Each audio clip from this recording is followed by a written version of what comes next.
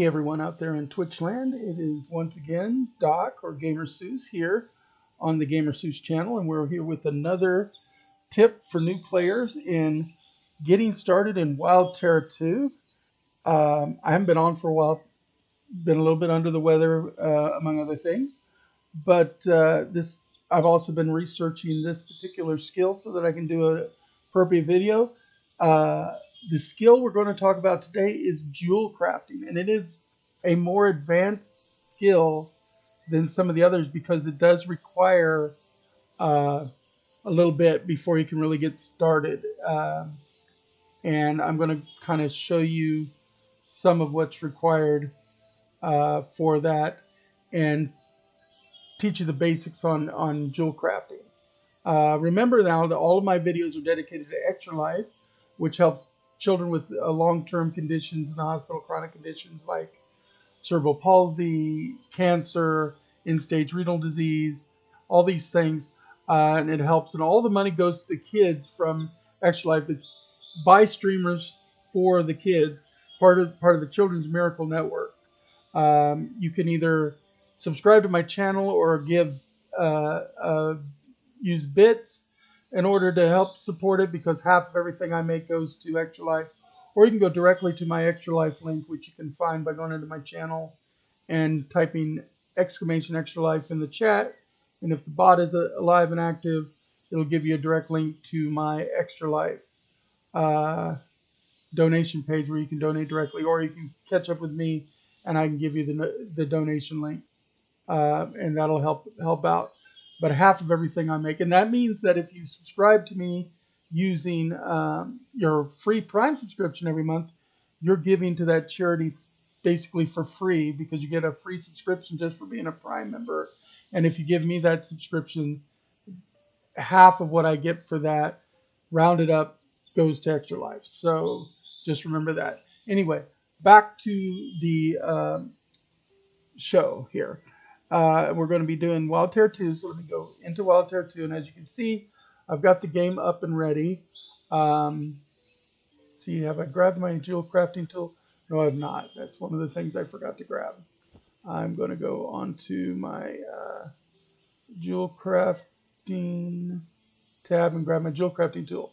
This is one of the reasons that it takes a minute to get started in this one, is you do need a jewel crafting tool to get started. All of the skills related to it require a jewel crafting tool, and a jewel crafting tool is something that you can't make in the early game. If I put it in here, let's go ahead. Actually, I'm in jewel crafting here, so let's go to it doesn't have the tools. That's okay. We can go to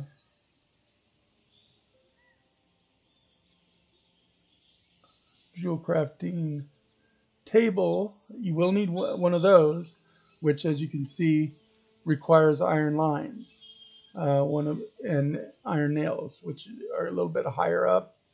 And then you also need, what is it exactly called? Jewelry tool. I mean, I can type today. Jewelry tools. And you will need the jewelry tool, and the jewelry tool takes iron lines, and leather pieces. So you need to get a blacksmith that's in his 30s in order to craft this for you, to get it one. And you really want one with a decent quality. The better the quality, the better the things are you're going to get for it. Mine is a 106% quality. And as we've talked about in other things, the better the quality of the tool, the better your chance at success is in making those tool-assisted crafting items. So you're going to want that. And then, like I said, you're going to want the jewelry crafting table, which does require that you put it on a table, and you have those built. So have those built for you. Let's go back to items, jewel crafting.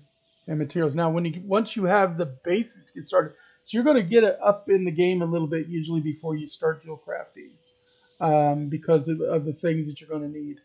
The first thing though that you're going to craft to start making your skill is going to be gilding powder, and gilding powder is crafted using raw copper, no, not raw copper, but copper ore, tin ore, and alchemical reagents. And alchemical reagents, if you look on that, is a little bit involved because it takes salt, sulfur, saltpeter, and bone flour. Of course, you get bone flour from grinding either the bones or the shellfish into bone flour. Saltpeter is made by taking a mixture of things and putting them in a compost heap to turn them into saltpeter. Well, to turn it into lime saltpeter, and then adding water and using alchemy to make saltpeter. So as you can see, you got to make lime saltpeter and water, and for lime saltpeter, you got to use the compost heap. So this is why this is an advanced skill. Now, sulfur you can mine directly in the sulfur mines, which are in the gorge area. You'll find sulfur mines in the mines itself, and you'll either get raw sulfur or sulfur off of them. Some creatures will sometimes drop sulfur as well, but this is one of the reasons this is a more advanced skill, is because it does take more advanced things. Because remember, the gorge area on the map right over here is a PvP zone. That means that when you die, you drop your loot, you drop your backpack of everything in the open world area. Now, once you're in the mine, you don't drop it because it's a dungeon, and it's a solo dungeon mine. So once you're there, you will keep restarting at the beginning of the mine with all your stuff. But here, if you drop things, a PvP player can take them from you. So that's important to remember, because in yellow and red zones on the map, you have to watch out. So that's another reason this is an advanced skill. But we're going to get started with jewel crafting. And to make your early skill in jewel crafting, what you're going to want to do is make a stack of gilding powder. I've got enough here to make a little bit of gilding powder, so I'm going to go ahead and hit craft and let it craft the gilding powder.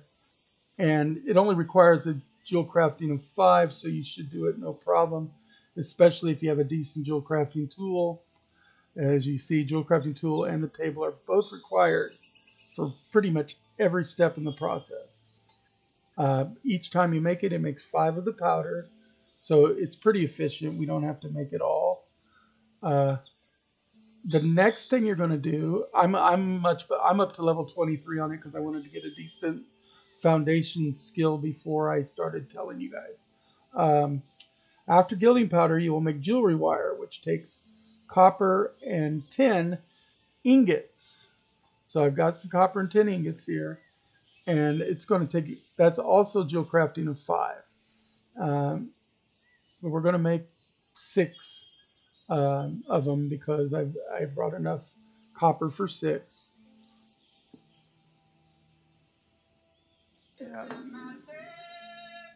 And that gives you the jewel wire.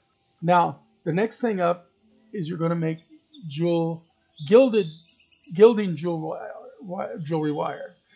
This one takes jewel crafting of 10, so this is going to be the next real step. You mainly only make this wire in order to make the gilded wire. Although some of the early uncut rings will use both jewelry wire and gilded jewelry wire. So, and that just takes to get 1 gilding powder and 1 jewelry wire to make gilded jewelry wire. Okay. And then finally, you're going to make blank rings, and blank rings take iron ingots. I've got 9 iron ingots here, so we could make 9 rings. Now, the blank rings are 20 jewel crafting, so we're getting up there now. You're going to have a more of a chance of failure. Like I still get experience for making them at level 23 because they require jewel crafting level of 20. So you pretty much want to make enough gilded jewelry wire to where this becomes a little bit easier on you, so that you're not going to be wasting a lot of materials. I'm going to go ahead. I have a 100% chance of success with my tool on it. And you're generally not going to want to do any of these without at least 80 or more percent chance of success, so you don't lose a lot of material. And if you got over 80% and you can get a hold of a fish fillet with spice from somebody with cookery, that adds 20% to your chance to do crafting for a period of time. I believe it's an hour. It's either 30 minutes or an hour. And actually, we will be grabbing one of those here. I'm not going to eat it yet because I'm not ready to do anything higher level than me. But I might as well grab one out of my cookery stash. As you can see, just need one. And it's good for 1 hour, like I said. Okay. And I have mine upstairs. It is one of the things that's required to be on a table. Tables can be put on foundation or on the ground. It just happens to be where I had space for it, and I didn't. But that will give you plus 20% once you get to a craft that needs it. I'm going to go ahead and just make all 9 ring blanks. Well, let's see. You can also make necklace blanks, which I've actually not done yet, and I've got a 96% chance. But we're going to go ahead and make some ring blanks. Let's go ahead and craft 5 of them. I have some necklace blanks. I just have not made the necklace blanks yet. And then, actually, I'm going to go ahead and eat my fillet, which is going to bump my necklace blanks up chance to 100. And that's going to let me do that. And you'll notice the necklace blanks are square, where the ring blanks are round, the result pieces. And then finally, you can also make gilded steel wire, which you'll use for some of the more advanced things. Now, before you get into that, though, you're going to start doing gem cutting and making rings. Now, there are several rings that you can make early on. You can just make copper rings, which are level 5. They just require the jewelry wire. I would not waste your time on them. Gilded rings are 7, slightly better. You can do that if you want to bump your skill up a little bit higher. Again, it's not one I would waste my time with. They don't really do much for you. If you look, it just increases your attack speed by 1%, which is basically the equivalent of the rings that you get from the skeletons in the graveyard. Now you can do a plated amethyst ring, which uses rough amethyst. Now I don't have any rough stones with me today, but you could take it. It's just both kinds of jewelry wire and an amethyst, and you can do that with all the different gemstones, and that's difficulty 12, 13, 14, and so on. And that's one of the ways you can build before you start doing the jewelry crafting 20 ring blanks, because you don't need any ring blanks for those. Those are your plated rings. Plated rings do not give great bonuses, because a plated ring gives you a random bonus of 1% usually. If you hit Mastercraft, you might get an additional bonus, but chance of Mastercraft, you have to get over 150% usually. 141% or more is usually when you get into the Mastercraft, and you have to be 3 levels above whatever the level is in order to even have a chance. I don't even have a chance of Mastercrafting here. I'm not even sure if Plated can get Mastercrafted. But then you'll go into iron rings, which will use your ring blanks. This is a spiked iron ring, which also uses nails, but it's jewel crafting of 21. Then you've got rings with untreated gemstones, which are, again, uncut gemstones. I don't have any uncut gemstones, but those will be your next step, and those are going to give you these rings, which are generally a second tier random bonus, but still usually only 1 bonus. As you can see, if he compares it to the rings I'm wearing, I've got higher class rings that have 2 bonuses in addition to the base bonus, because I've got a defense bonus, plus it gives a random bonus to bows and bow experience, or attack speed and sword experience, the 2 rings I'm wearing. So that's what. So you're really, once you get to this level, you can start selling your rings back to the junk dealer for a little bit of copper. You're probably not going to sell them at the auction house for much, but you can recoup. But you will, and you can buy the ring blanks and the wire at the Jewel Crafter in Hartford, in the Middletown area. But again, it's easy enough just to make them. Now the ring blanks don't cost that much, so it may be more worthwhile for you to just keep your iron to make steel and stuff, and to just go ahead and buy a few ring blanks to speed the process along. If you've got more gold than you've got iron or steel, and that works too. And remember, you can use inspiration to help with this. Now, finally, you're going to get into polished or faceted stones, and that's gem cutting. Now, you can facet your stones with jewel crafting. You don't need a 25 to do it. You need 25 to do it with 100%.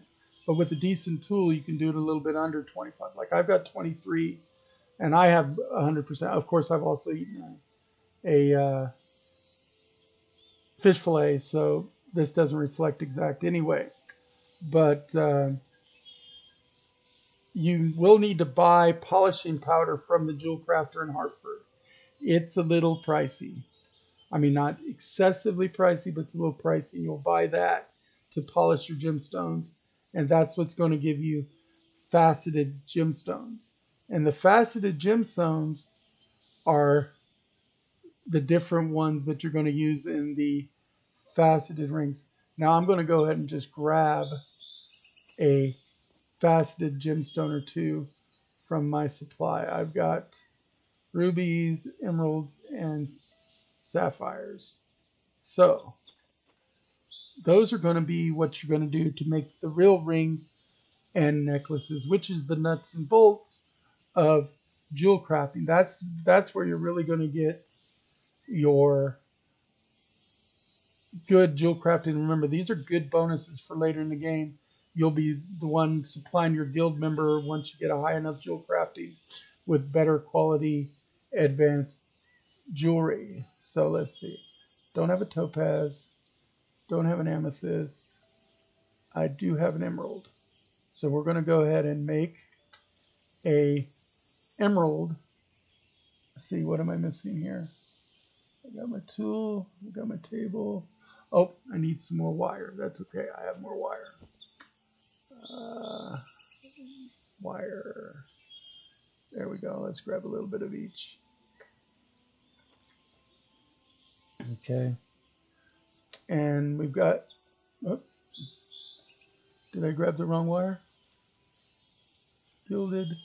I grabbed both gilded. I thought I grabbed some non-gilded. Do I not have any non-gilded? Yielded. Oh, there it is. Yep, I just clicked on the wrong one. Anyway, so we're going to craft a emerald ring, and you get that, you'll get some experience. And as you can see, this emerald ring has a chance for double mining experience twice at 1%. So you actually get a total of 2%.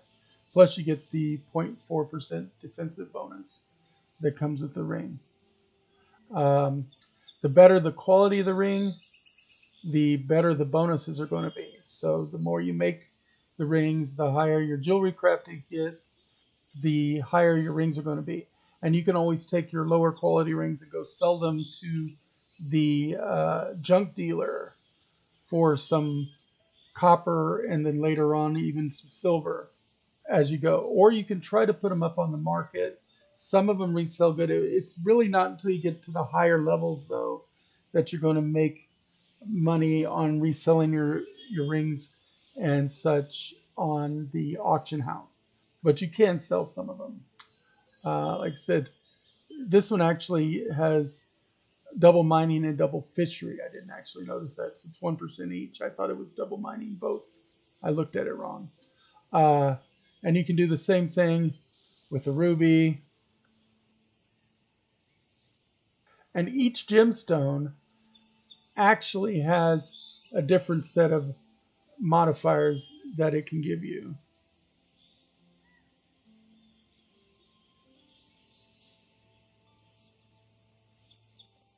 Let's see, ruby.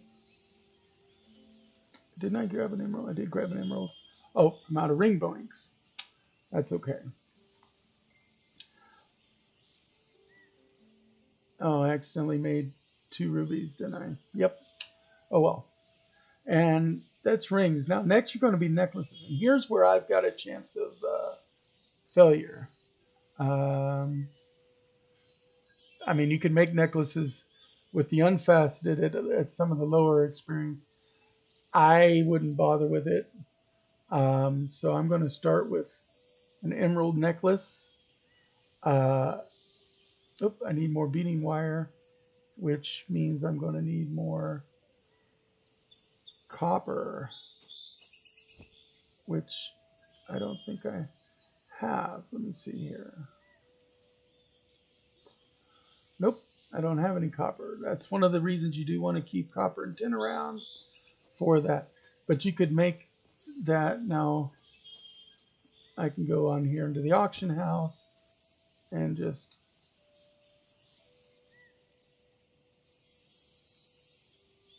buy some copper. They don't have any copper for sale. And we're not going to take the time to make more copper. But that just basically shows you. And then I can show you some of the rings that I've made. I've not made any pendants or anything yet, really, because they're higher end. But this is how you're going to get started in jewel crafting. And you can save your rings, or you can take the ones that you're not going to use, and you can go ahead and sell them in the market or sell them back to the NPC. You will not get as good from the NPC usually as you will from other players. So keep that in mind when you're making your jewel crafting. But this is the way that you will advance your jewel crafting skill. And you can also make a little bit of money, and you can be the member of your group that specializes in jewel crafting. As I've said in other videos, it's a good idea to be a specialist in one of the various main crafting skills. It's good to specialize, because that way, with a good guild, a good group of friends, you can shore up each other's weaknesses so that everybody gets more stuff without having to grind as much to try to cover everything. Obviously, I have higher skills in more things just because I do these videos, and so I have to get at least a minimum amount of skill in each. But I try not to get too much more than 20 in anything I'm not focusing in, because of the fact that it's not my focus. And that's something I recommend to you as well. If you don't want to spend a whole lot of time working on skills you're not going to be interested in doing, then remember to kind of focus in on what you want to do. Find your niche for your group and do that, and work together with a group of friends or a guild, and you can shore up each other. Like your highest carpentry person can come into your dom. You can give them permission, and they can build the higher end buildings and crafting stations for you, so that you don't have to. And the same thing is true for jewelry crafting. Your best jewelry crafter can come in and make your jewelry crafting. Your best leather worker can make your light armor, and make the various strips and stuff you need for other crafting. Your best blacksmith can make your tools, weapons, and metal armor. Everybody's going to need tools and weapons. As far as metal armor goes, it's only the heavy armor ones. Your carpenter is going to make your shields, uh, at least your light shields. I think some of your heavy shields might be made by your blacksmith, and so on. But there's all these different skills in the game. This is a very skill intensive game. The granularity is amazing. You've got everything from your collecting skills in the first page here to your creative skills, which is carpentry, masonry, pottery, leatherworking, blacksmithing, and jewelry crafting are your primary crafting skills. I will tell you, pottery, you don't really need to be an expert in pottery. Pottery, after level 20, you have 100% on every pottery item in the game right now.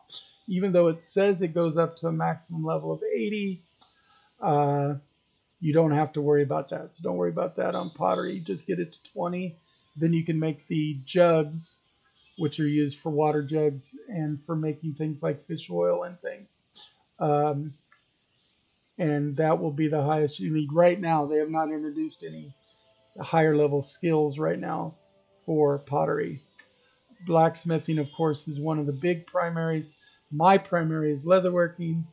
And of course, we just discussed jewelry crafting. Then you've got your other skills. Identification, which is good for later on, identifying some items. Cartography has not been introduced in the game yet. Taming is for those pets that everybody runs around with, and you can get pets that will help you with some player skills. A lot of the pets will have like fishery growth or bow growth or axe growth. So the higher level taming pets can be used to help with other skills. Animal husbandry is used for raising chickens, rabbits, pigs, and cows. And you'll need some of those later on to feed some of the animals from taming. You'll need meat from like the cows. You'll need milk for some of your cooking recipes and things. So these work kind of hand in hand with cookery. Cookery was one of the assistant skills. I think I skipped over that. There's survival, which is making all your crude weapons and things, so you'll go through that pretty quick. Cookery, very important skill, but one of the slowest to raise, and it's basically making all the different victuals, both the basic food, because you have your 5 satiaties, plus your buff foods later on. Healing, if you want to be the healer in your group, you'll start out by healing your pet, making certain healing bandages and stuff, but later on you'll be able to heal other players. And alchemy, which, as we demonstrated in this particular video, can be used to make alchemical reagents and other things to assist in the creation of other items and other skills, like glue for making hardened leather is an alchemy thing. And eventually you can get alchemy cubes by using a higher end alchemy skill to kind of automate the process and not worry about skill as much. And of course, then you have your weapon and armor skills. Again, thank you for watching my show. Remember to like, share, and hit notification. I will put this out on YouTube as well so that you can check it out.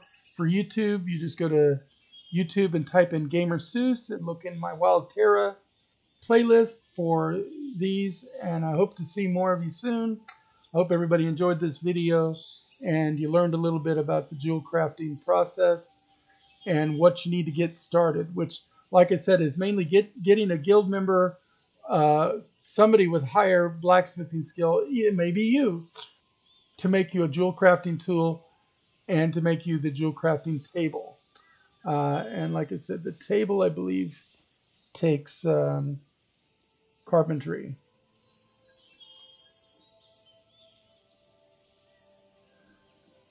Uh, yeah, carpentry 30 for the table, uh, and blacksmithing 35 for the jewel crafting tool.